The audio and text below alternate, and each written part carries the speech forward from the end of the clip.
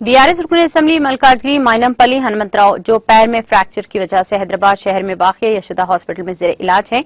वज़ीर दाखिला मोहम्मद महमूद अली ने हैदराबाद शहर में वाक़ यशोदा हॉस्पिटल पहुंचकर बीआरएस रुकन असम्बली माइनमपल्ली हनुमंतराव से मुलाकात करके इनकी आदत की और इनकी जल्द सेहतयाबी के लिए नेक तमन्नाओं का इजहार किया।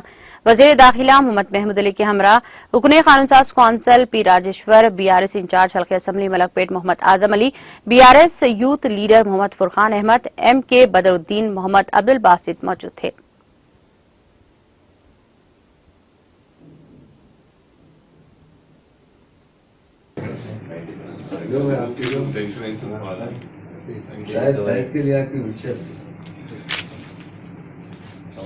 नहीं कर सका मैं।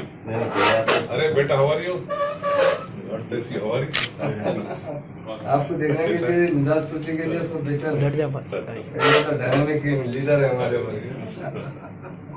सब अच्छा है ना, सब कर दियो एक लेखा कराए। हाँ एक ही करा है सर, वही प्रॉब्लम